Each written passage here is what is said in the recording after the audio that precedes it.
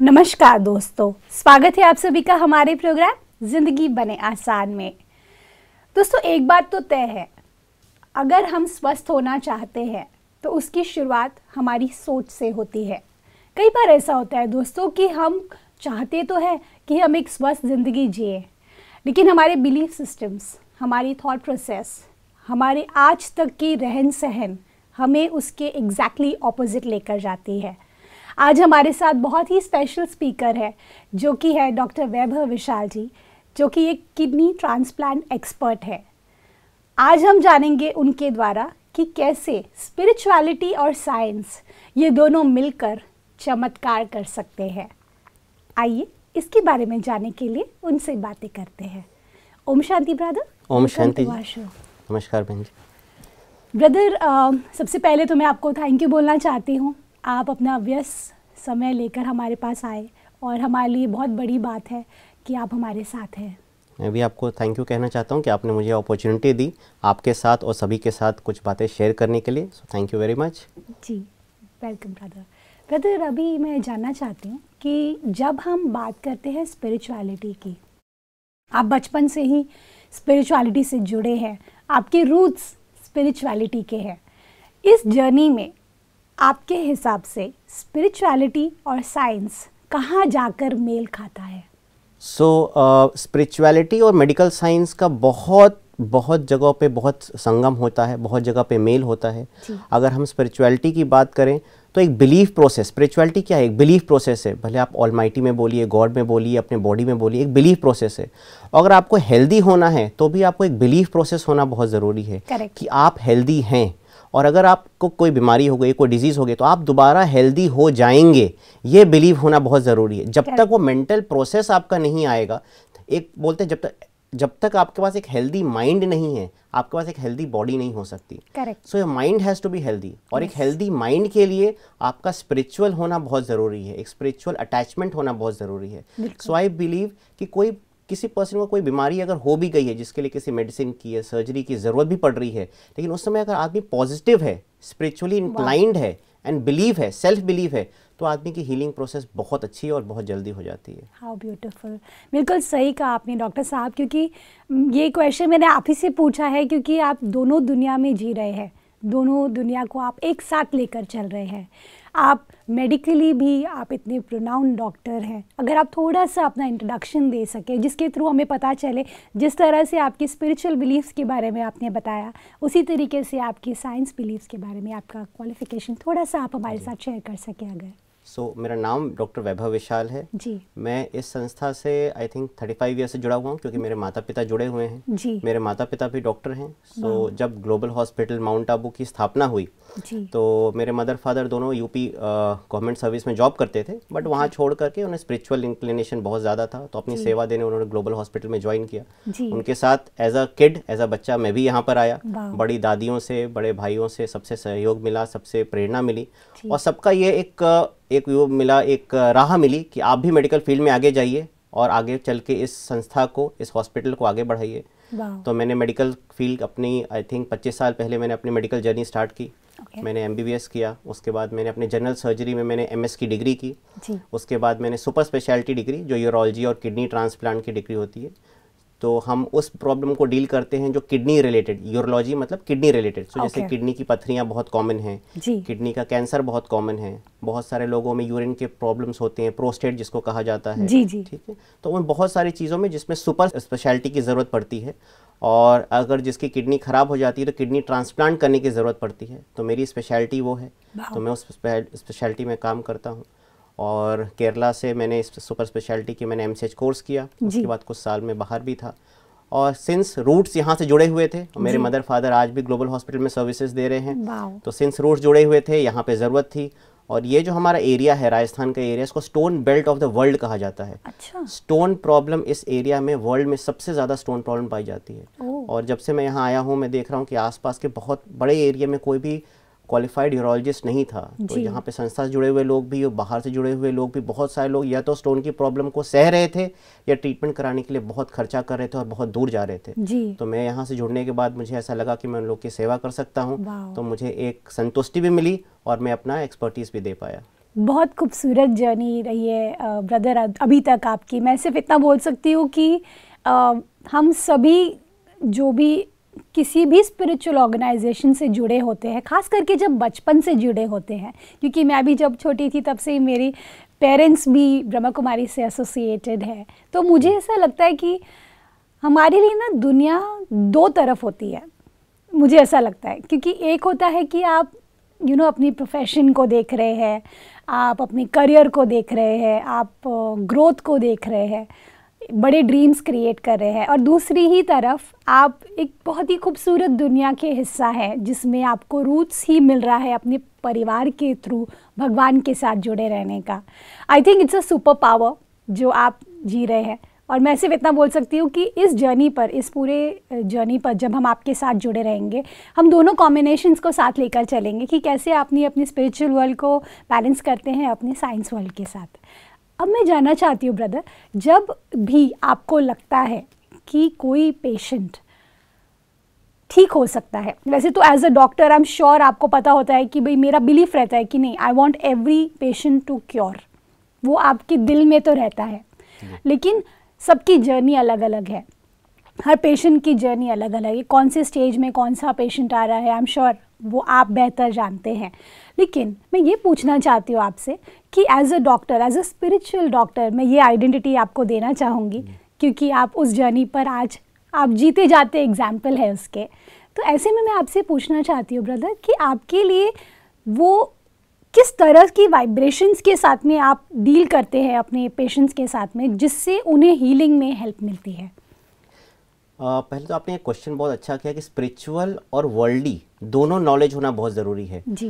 जैसे मेरे लिए स्पिरिचुअल जर्नी स्टार्ट हुई 35 years back due to my parents. मेरी प्रोफेशनल जर्नी स्टार्ट हुई मेरे MBBS कोर्स के साथ, और मैं देखा कि इस दोनों जर्नी को जब मैंने कंबाइन किया, जब कोई पेशेंट, जैसे आपने पूछा, कोई पेशेंट आता है, मैं उसको एक मेडिकल टच के साथ एक होलिस्टिक टच, एक स्पिरिचुअल टच, एक अपनापन का टच देता हूँ, तो जल्दी समझता है। देखिए, किसी भी पेशेंट को अगर किसी डॉक्टर के पास जा रहा है, जैसे मैं सर्जन हूँ तो मोस्टली मेरे पास सर्जरी कराने के लिए आ रहा है, तो सर्जरी कराने के लिए एक पेशेंट को एक डॉक्टर पे विश्वास होना बहुत ज़रूरी है।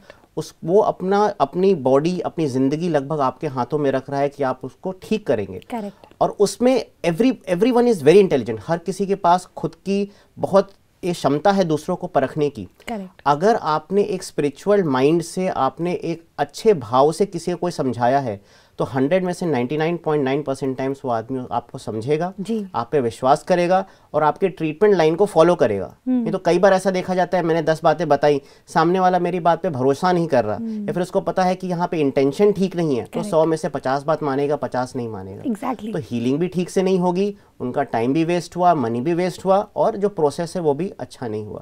तो मुझे लगता है स्पिरिचुअलिटी का हेल्प एज अ डॉक्टर मुझे ऐसे मिलता है कि जब मैं किसी को कोई बात समझाता हूँ एंड द पर्सन अंडरस्टैंड्स कि इनका जो भाव है इसके पीछे, ये एक सेवा भाव भी है, एक स्पिरिचुअल भाव भी, और मेरे को ठीक करने का भाव है, जो प्राइमरी एजेंडा है वो मुझे ठीक करने के लिए, मेरे फायदे के लिए बताई जा रही है, तो उनका जो हम मेडिकल टर्म में बोलते हैं कंप्लायंस, यानी उनकी बातों को हमारे मानना, उसका रेट बहुत बढ़ जाता है। तो हम अगर 10 इंस्ट्रक्शन दे रहे हैं तो 10 को 10 फॉलो करते हैं, भले वो डाइट के बारे में हो, वो लाइफस्टाइल चेंजेस के बारे में हो, वो वेट रिडक्शन के बारे में हो, वो क्या खाना है क्या नहीं खाना है उसके बारे में हो, कोई सर्जरी के बारे में हो, सर्जरी के बारे मेडिकेशन के बारे में हो, वो ज़्यादा अच्छे से फॉलो कर पाते हैं। बिल्कुल ब्रदर, एक और बात, अभी तो हमने बात की फर्स्ट लेयर की, जिसमें आपके वाइब्रेशंस उस सोल तक पहुंचते हैं। अब मैं जानना चाहती हूँ ब्रदर कि because you are a kidney transplant specialist, तो उस जर्नी पर आप भी हमारी मदद कर सकते हैं। ऐसे भी कुछ लोग हमारे साथ जुड़े होंगे, हमारे दर्शक, जो कि शायद इस प्रॉब्लम से गुजर रहे हों। उन लोगों के लिए आपके हिसाब से नेक्स्ट कुछ अगर आप टिप्स अगर हमें दे सके, कुछ ऐसे सिंपल टिप्स जो शायद एटलीस्ट उन्हें एक स्टार्टिंग लेवल पर हेल्प करे हीलिंग करने में। ऑब्वियसली एक प्रोफेशनल गाइडेंस की ज़रूरत तो पड़ती ही है because it's a serious problem, लेकिन एक लाइफस्टाइल के हिसाब से पहले तो प्रिवेंट कैसे करें और उसके बाद में अगर उसे क्योर करना है तो वो कैसे करें? सो बेसिकली मेडिकल साइंस को दो भागों में डिवाइड किया गया है, curative science and preventive science. तो पहले आया प्रिवेंटिव साइंस, यानी हम किसी चीज़ को अगर बचा सकते हैं तो वो सबसे अच्छा है। अगर हम बीमार नहीं पड़े, हमने कुछ चीज़ें प्रोसेस फॉलो किया और हम बीमार नहीं पड़े, उससे अच्छा क्या हो सकता है? हमें दवाई खाने की जरूरत नहीं पड़ी, हमें डॉक्टर के पास जाने की जरूरत नहीं पड़ी, हमें कॉस्टली ट्रीटमेंट की जरूरत नहीं पड़ी। लेकिन अगर हम बीमार पड़ गए, हमने सब कुछ प्रिवेंट किया फिर भी हम बीमार पड़ गए, तो सिर्फ प्रिवेंटिव से काम नहीं चलेगा, तो आपको क्यूरेटिव भी लेना पड़ेगा। अब फॉर एग्जांपल मान लीजिए बहुत सर्दी हो रही है, तो हम सर्दी से बचने के लिए क्या करते हैं, हम स्वेटर पहनते हैं, तो हम बच गए। लेकिन मान लीजिए हमें सर्दी लग गई, हमें इन्फेक्शन हो गया, हमें बुखार हो गया, तो सिर्फ स्वेटर पहनने से काम नहीं चलेगा, फिर आपको दवाई भी लेनी पड़ेगी। तो उसी तरह से अगर मैं किडनी हेल्थ को अब पूरे बॉडी हेल्थ के हिसाब से मैं जोड़ करके बात करूं, तो 4 चीज का प्रिवेंशन बहुत जरूरी है जो बहुत कॉमन है आज के टाइम में। पहला हाइपरटेंशन, हाइपरटेंशन ही ब्लड प्रेशर का ज्यादा होना, जो ज्यादातर 45 से 50 इयर्स के बड़े लोगों में ही देखी जाती है, बट उससे कम एज में भी हो सकती है, ऐसा नहीं कि नहीं होती है। दूसरा डायबिटीज, बहुत कॉमन प्रॉब्लम है जिसमें ब्लड शुगर ज्यादा बढ़ जाना। ओबेसिटी यानी वजन ज्यादा होना, आपके शरीर के हाइट के हिसाब से आपका वर्ग, यानी आप महिला हैं या पुरुष है, उसके हिसाब से अगर आपका वजन शरीर से ज्यादा है या बहुत ज्यादा है तो उसके अपने कॉम्प्लिकेशन से। चौथा स्ट्रेस मैनेजमेंट। मुझे लगता है ये 4 चीजें किडनी ही नहीं, हमारे बॉडी में जितने भी बाकी ऑर्गन है, भले आप हार्ट ले लें, भले वो लिवर ले लें, बहुत सारे ऑर्गन पे इनका कहीं ना कहीं डायरेक्ट या इनडायरेक्ट प्रभाव पड़ता ही पड़ता है। अगर आपको इन चारों में से एक भी, आई थिंक 100% लोगों, जितने लोग मुझे सुन रहे हैं उनके आसपास, उनके फैमिली, उनके दोस्त, उनके रिलेटिव में किसी न किसी को इन चारों में से एक चीज तो होगी, या तो हाइपरटेंशन, या तो ब्लड प्रेशर, या तो ओबेसिटी, या तो स्ट्रेस प्रॉब्लम। सबसे पहले हम प्रिवेंटिव की बात करें कि कैसे इसको बचाएं। जी, सबसे पहला अगर हम इन चारों में देखें, सबसे पहला स्ट्रेस मैनेजमेंट। अगर आपका स्ट्रेस मैनेजमेंट अच्छा नहीं है तो इवेंचुअली आपको ये चारों चीजों से गुजरना ही पड़ेगा। सबसे पहले जैसे हाइपरटेंशन का एग्जांपल लेते हैं, ब्लड प्रेशर का। आप देखिए कोई आदमी अगर बहुत चिंता में बैठा हुआ है, बहुत टेंशन लेता है, तो उसको देखा जाएगा बहुत जल्दी उसका ब्लड प्रेशर बढ़ जाएगा, उसका बीपी बढ़ा हुआ आएगा, उसको चक्कर आना, सर दर्द रहना। आप डॉक्टर के पास जाएंगे तो आपका ब्लड प्रेशर बढ़, सबसे पहली एडवाइस जो आपको डॉक्टर देगा वो बोलेगा भाई चिंता कम करो, नींद अच्छी लो। अब वो चिंता कम करने की विधियां अलग अलग हो सकती हैं। किसी को हो सकता है परिवार के साथ समय बिता करके चिंता कम हो, किसी को अच्छी नींद लेकर के चिंता कम हो, किसी को अपने फील्ड में अच्छा करके चिंता कम हो, और किसी को हो सकता है मेडिटेशन या राजयोग का सहारा लेकर कम हो। लेकिन आपको स्ट्रेस मैनेजमेंट तो करना ही पड़ेगा।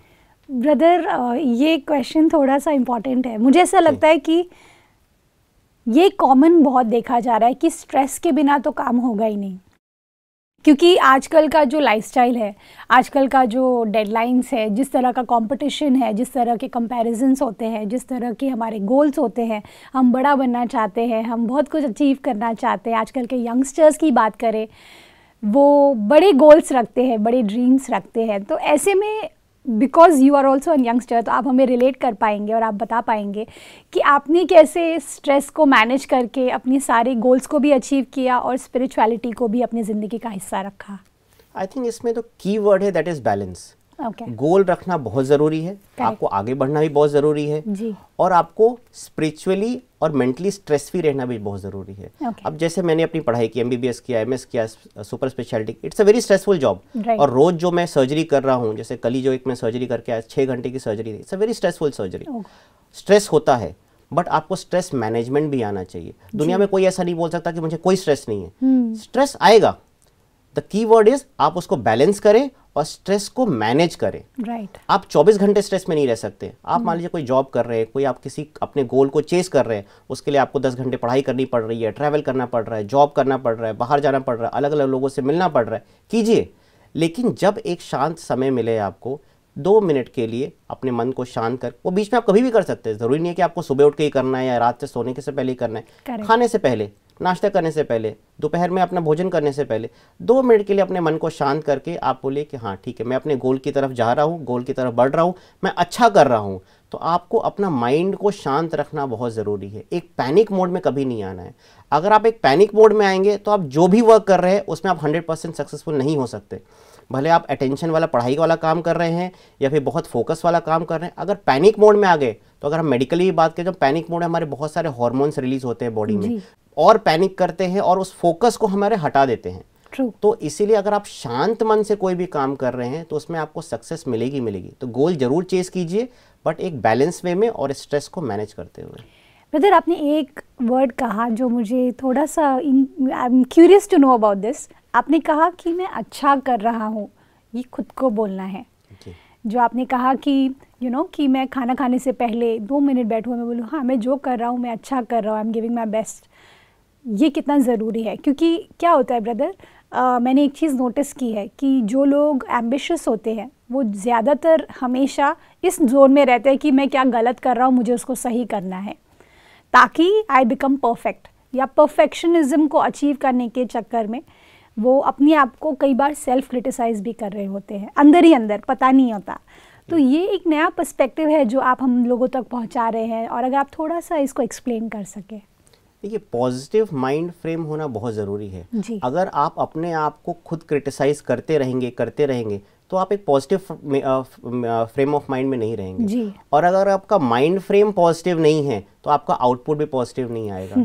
आज के वर्ल्ड में हो सकता है आसपास के हर कोई आपको क्रिटिसाइज ही कर रहा हो और उसमें आप खुद को भी क्रिटिसाइज करने लग गए तो फिर कोई पॉजिटिव वाला तो बचा ही नहीं, तो फिर वो बैलेंस बिगड़ गया। करेक्ट। तो अगर आपके आसपास कुछ लोग आपको क्रिटिसाइज कर भी रहे हैं, ठीक है, आपने उसका एक पॉजिटिव क्रिटिसिज्म की तरह आपने लिया, अपना ठीक है इसने मुझे क्रिटिसाइज किया, I can become better in this, okay I will start my journey here, I am better than what I was yesterday. मैं कल से अपने आप को बेहतर कर चुका हूं और मैं कल अपने आप को इससे और बेहतर करूंगा। इस प्रोसेस में अगर आप एक बार आ गए तो आप बेहतर होंगे ही होंगे। तो इसलिए आपको खुद पे भरोसा रखना कि मैं जो काम कर रहा हूँ ठीक कर रहा हूँ, और अगर गलत भी कर रहा हूँ तो मैं इसको सुधार करके इसको ठीक कर दूंगा। मेरे अंदर वो क्षमता है कि मैं इसको सुधार के कल वापस ठीक कर दूंगा। कल एक नया दिन है, मैं एक नए फ्रेम ऑफ माइंड से, मैं एक नए पॉजिटिव थॉट से कल एक दोबारा शुरू करूंगा जी। तो वो आपके वर्क प्रोफेशनल लाइफ में भी और आपके पर्सनल हेल्थ लाइफ में भी, दोनों में बहुत इंपॉर्टेंट है। Wow, this is so cool. Brother, एक और बात, जब हम बात करते हैं प्रिवेंटिव मेजर्स की, जैसे आपने किडनी से रिलेटेड बात कही थी कि प्रिवेंटिव मेजर्स में आपने कहा कि किस तरह से हमारा बिलीफ सिस्टम्स, किस तरह से हमारा लाइफस्टाइल, हाँ लाइफस्टाइल के बारे में अगर आप थोड़ा सा बता सकें कि अगर हमें इस तरह की कोई भी प्रॉब्लम से बाहर निकलना या उससे दूर रहना है प्रॉब्लम से, तो उसके लिए किस तरह की लाइफस्टाइल होनी चाहिए हमारी जिसके थ्रू हम इन चीज़ों से दूर रह सकें। लाइफस्टाइल में एक हेल्दी माइंड और एक हेल्दी बॉडी, दो होनी चीज़ बहुत ज़रूरी है जी। अगर हम हेल्दी बॉडी की बात करें तो सबसे पहले जैसे मैंने बात की ओबेसिटी, अब ओबेसिटी को अगला पैंडेमिक माना जा रहा है। पैंडेमिक मतलब एक बीमारी जो दुनिया भर में फैली हुई है। जैसे अभी हमने कोरोना को देखा, तो कोरोना तो अचानक से आई, हम सब घबरा गए। अगली पैंडेमिक ओबेसिटी को माना। आप देखिए कितने सारे लोग अभी ओबेसिटी से जूझ रहे हैं जिनका बॉडी वेट ज़्यादा है, और अगर बॉडी वेट आपका ज़्यादा है तो धीरे धीरे आपको डायबिटीज़ की तरफ ले जाएगा। डायबिटीज़ धीरे धीरे आपके भले वो आंखों की रोशनी कम होना, गुर्दे का कम होना, सभी चीज़ की तरफ आपको लेके जाता है। तो स्टार्ट होता है प्रोसेस आपका बॉडी वेट, एक हेल्दी बॉडी वेट रखना। अब इसका मतलब ये भी नहीं है कि हमने खाना खाना बिल्कुल छोड़ दिया और हम बिल्कुल ही एकदम पतले होकर रहे, नहीं। हेल्दी मीन्स बैलेंस, आपको एक बैलेंस बनाना है। बैलेंस में एक हेल्दी डाइट बहुत ज़रूरी है। आज के टाइम में आई थिंक दोनों ही चीज़ हो रही है। एक अवेयरनेस भी बढ़ रही है यंगस्टर्स में कि हमें हेल्दी रहना है, तो एक तरफ फास्ट फूड का चलन भी बढ़ रहा है। तो दोनों ही ग्रुप ऑफ पॉपुलेशन है, ऐसा हम नहीं बोल सकते कि अवेयरनेस नहीं है। बहुत सारे लोगों में अभी हेल्थ अवेयरनेस, जिम जाने का अवेयरनेस, बॉडी को फिट रखने का अवेयरनेस है। तो उन लोगों से हमें प्रेरित होना है कि हमारा बॉडी वेट हमारा ठीक रहे, हम जो भी खा रहे हैं वो हमारी बॉडी के लिए अच्छा होना चाहिए, हमारी बॉडी को सूट होना चाहिए। ठीक है, हमने हफ्ते में, महीने में एक बार कुछ खा लिया अपने शौक के अनुसार, वो अलग बात है, लेकिन हम उसे एक दिनचर्या का पार्ट नहीं बनाए, हम उसको एक हैबिट नहीं बनाए। हमारा हैबिट एक डाइट होना चाहिए। हर बॉडी के हिसाब से हमें कितनी कैलोरीज चाहिए एक निश्चित होता है। अनुमान तौर से एक लेडीज़ को 1500 कैलोरीज और एक जेंट्स को 2000 कैलोरीज। अगर आप एक सामान्य काम करते हैं, आप कोई बहुत मेहनत वाला काम नहीं कर रहे हैं, तो आजकल बहुत सारे ऐप हैं, हम ऐप का फ़ायदा लें, हम साइंस को अपनी ज़िंदगी में अपनाएं। आज बहुत सारे ऐप्स हैं जो मोबाइल पे अवेलेबल है जो कैलोरीज कैलकुलेट करते हैं। आप कुछ भी खा रहे हैं, आप जस्ट कैलकुलेट कीजिए एक दिन कि हमने कितनी कैलोरीज खाई। अगर आपको वो बैलेंस रह रहा है, आपको जितनी कैलोरी की ज़रूरत है दिन भर में आपने उतनी कैलोरी खाई, फेयर इनफ, आप आगे 10 साल, 15 साल, 20 साल हेल्दी रहेंगे। अगर आप वो बहुत ज़्यादा ओवरशूट कर रहे हैं तो आपको डेफिनेटली उसमें थोड़ा सा सोचना है और अपने डाइट को, अपनी कैलोरीज को कंट्रोल करना है। बिल्कुल। ब्रदर, एक और बात, जैसे अभी आपने कहा कि अगर हम अपनी लाइफस्टाइल को एक सर्टेन वे में रखेंगे तो हमारी बॉडी उसके लिए वैसे रिस्पॉन्ड करेगी। अब मैं जानना चाहती हूँ ब्रदर कि अगर कोई व्यक्ति ऐसे हैं जो एक रॉन्ग लाइफस्टाइल, मैं बोलूँ नॉट एट ऑल कि पूरा रॉन्ग लाइफस्टाइल, लेकिन काफ़ी सारी चीज़ें, जैसे कि कोई सपोज़ हॉस्टल में रह रहे हैं, वहाँ पर खाना इतना पौष्टिक नहीं होता, या फिर लोग वैसे नहीं होते जो पॉजिटिव माइंडसेट के साथ में खाना बनाएं, और शायद फूड भी उस तरीके का हाइजीनिक भी नहीं होता, लेकिन फिर भी उन्हें उस तरह के सिचुएशंस में रहना पड़ता है। वैसा ही होता है कई बार जब हम वर्क स्पेस में जाते हैं, तो वहाँ पर भी शायद वैसा खाना कंड्यूसिव नहीं हो जो आपको उस तरह की हेल्थ दे सके। ऐसे में अगर आप हमें थोड़ी सी रोशनी डाल सके कि ऐसे लोगों को किस तरह से अपना माइंडसेट पॉजिटिव रखते हुए अपने हेल्थ का भी ध्यान रखना है और साथ ही साथ ये भी ध्यान रखना है कि वो पॉजिटिव रहे, ये कैसे पॉसिबल हो?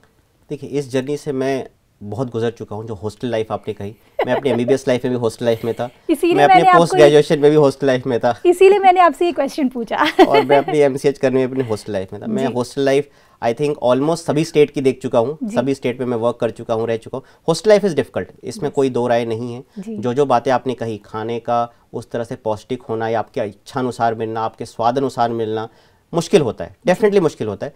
बट वही है, अगर आपने संकल्प किया है तो वो पूरा जरूर। अगर आपने संकल्प किया नहीं मुझे तो हेल्दी रहना है, तो किसी न किसी तरह से आपको उसमें तरीका ढूंढना पड़ेगा।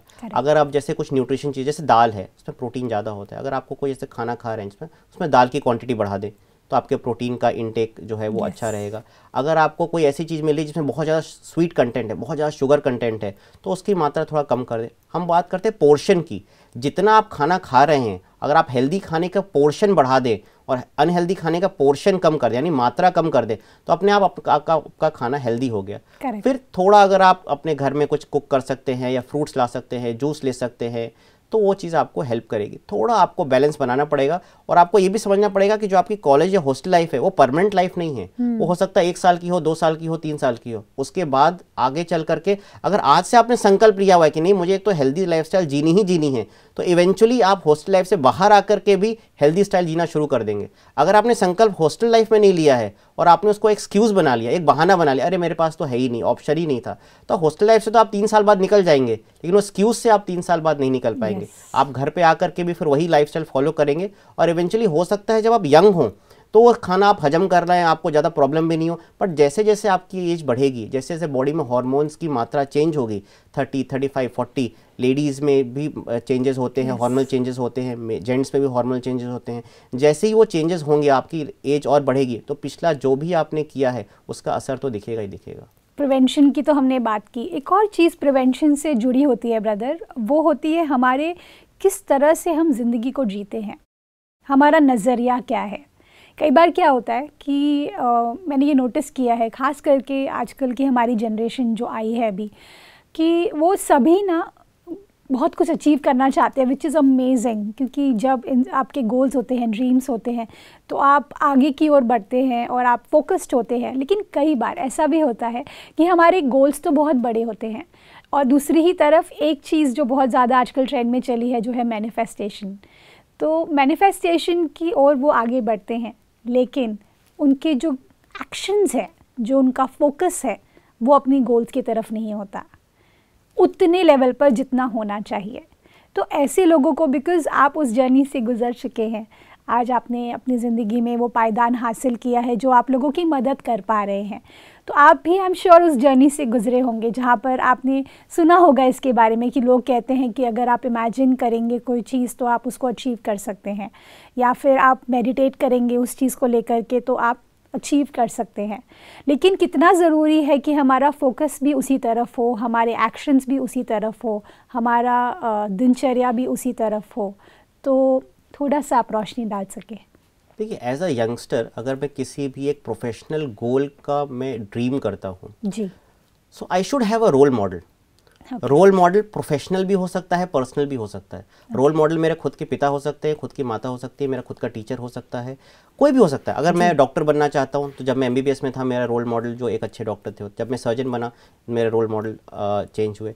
तो जो आप बोल रहे हैं उसके लिए आपका एक रोल मॉडल होना बहुत ज़रूरी है। आप देखो जो व्यक्ति आपके जैसा ही था और वो किसी मुकाम को हासिल किया, वो भी अपनी डिफ़िकल्टीज से गुजरा। ऐसा नहीं कि उसकी लाइफ बहुत आसान रही, उसने भी पढ़ाई की, मेहनत की, अपने परिवार को मैनेज किया, अपनी हेल्थ को मैनेज किया, अपने परिवार के हेल्थ को मैनेज किया, अपने फाइनेंशियल स्टेटस को मैनेज किया, सब चीज़ को बैलेंस करके वो आगे बढ़ा। तो इसमें जैसे भी आप किसी भी गोल पे जा रहे हैं, ये बहुत ही नेचुरल ह्यूमन टेंडेंसी कि आप भटकेंगे ही भटकेंगे। We are not perfect, we are not robots कि हम 100% उसी तरह चले, हम भटकेंगे भटकेंगे, बट आपको अपना करेक्टिव पाथ पे आना जरूरी है। Correct. इसमें एक रोल मॉडल रखिए अपने पेरेंट्स को जिन्होंने इतना मेहनत करके आपको यहाँ तक पहुँचाया, आपके टीचर को जो आपको मेहनत करके और आगे बढ़ा रहे हैं, एक बहुत अच्छे जो आपके प्रोफेशनल हैं जो आपके फील्ड में बहुत ऊंचाई तक पहुँचे हैं उनको, और उनको फोकस करके उनको रोल मॉडल बना करके और एक सेल्फ डेडिकेशन, फोकस और बैलेंस के साथ आप आगे बढ़ सकते हैं। Thank you so much brother, thank you for your valuable time, thank you for coming in our show. ओम शांति। थैंक यू जी, ओम शांति, नमस्ते जी। दोस्तों, एक चीज़ हमने आज जानी कि अगर हमें खुश रहना है तो सबसे पहले तो हमें ये ध्यान देने की ज़रूरत है कि क्या हम सही डायरेक्शन में आगे बढ़ भी रहे हैं कि नहीं। कई बार ऐसा, जैसे आज डॉक्टर साहब ने कहा कि course correction is also very important. अगर किसी दिन आपको लग रहा है कि हाँ, आज का दिन ना शायद मेरे गोल से उतना कनेक्टेड नहीं था, थोड़ा सा मैंने डायरेक्शन साइड में कर लिया, लेकिन जब आप अगले दिन उठते हैं ना तो आपके पास फिर से एक मौका होता है उसे ठीक करने का। मैं मानती हूँ कि हमारी जो मंजिल है वो दूर नज़र आ रही है, लेकिन हर दिन जब आप उसकी तरफ कदम बढ़ाएंगे तो आप महसूस करेंगे कि ये इतना भी मुश्किल नहीं था। वो तभी पॉसिबल है जब स्पिरिचुअलिटी को आप अपनी ज़िंदगी का बहुत ही अहम हिस्सा बनाएं। इस बात के साथ आज के प्रोग्राम को एंड करते हैं। कल आपसे फिर मिलेंगे आपके ही शो में ज़िंदगी बने आसान। ओम शांति।